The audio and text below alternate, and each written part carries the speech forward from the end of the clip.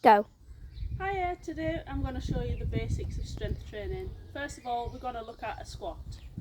So depending on how we're made up, your position's always slightly different, but generally speaking, your feet want to be shoulder width apart, so your shoulders, hips and feet want to be in line.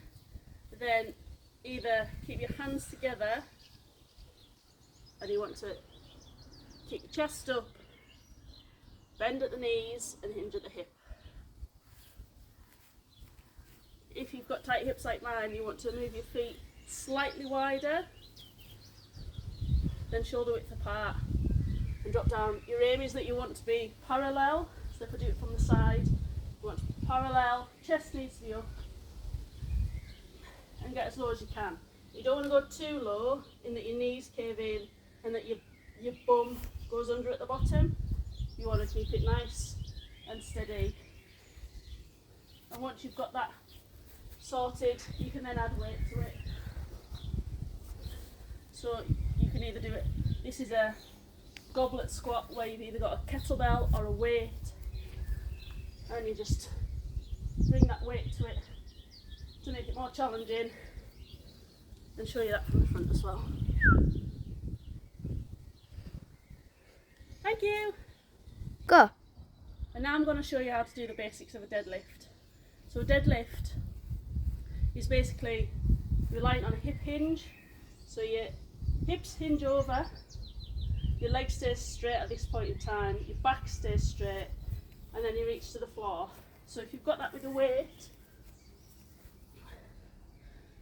I'll show you from front on first. So basically your hips and your shoulders and your feet need to be in line. You then hinge over at the hips, bend at the knees, but all the time your back needs to be straight, and then you stand up. You don't want to hyperextend at the top.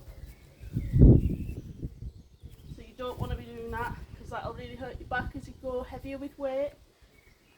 And it's called a deadlift because the weight stops dead at the bottom. So you pick it up, stand tall, shoulders back down to the floor.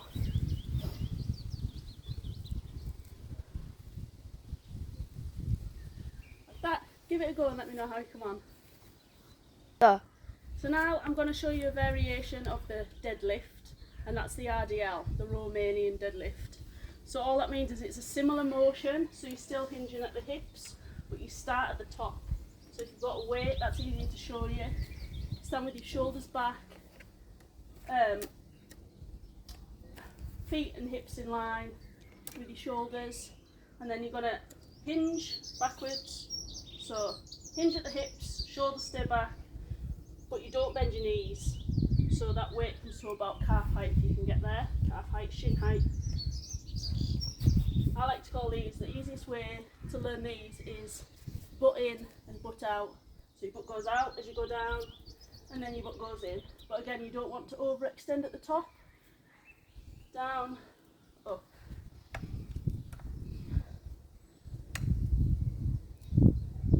Try it and see how you go.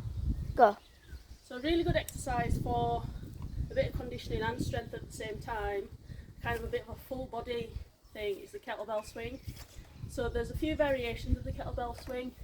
There's the Russian swing and there's the American swing, but I'm going to show you both now. So when you get set up, if you've got your kettlebell on the floor, or you could do this with a dumbbell really as well, but the kettlebell isn't gonna, it's one single piece of steel, so it's not going to move about as you swing it. So if you pick that up with both hands, so again it's a hip hinge action, and then you've got to swing back with your hips. You're not going into squat, so you don't need to bend your knees. So it's a hip hinge, and as you push your bum out, those arms should just come up. It's not a front raise where your legs aren't engaged. It's not a squat. It should basically be a swing back, and your bum uses the momentum to push your arms. So it doesn't want to be going any higher than eye height for a Russian, and then for an American you want to come right up to the top, which which is a challenge on your shoulders as well. Try it and see how you come on. Go. So quite a varied exercise is the lunge. It can be interesting if you've got bad knees, but there's different variations. So typically a reverse lunge, you stand in line, so your shoulders, hips and feet are all in line, your head stays up, hands together if you want to, and then you put one foot back. So depending on your hip mobility, you might be able to get your knee to the floor. It shouldn't thud to the floor, it should just touch the floor and back up. So then you're keeping the tension in your legs and your bum to be able to get back up. You drive through your front leg. You do that with your arms, Stephen. And you should be in a straight line.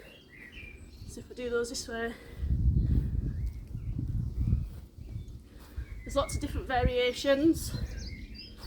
You're going to do a forward lunge. So a forward lunge is where you stay and you go forwards. Up like that. Or you can do something called a windmill lunge. So a windmill lunge is you go back, touch, and then you go forward. So you work on one side of the body at the same time, and then you change. Back, forward. But depending on your mobility, you might only be able to get there to start with, or there even. But if you can only get there, you could turn it into a split squat. It's putting less pressure on your back and your knees, but they are really good for building up the strength around the knees. So yeah, give it a go and see how you come on.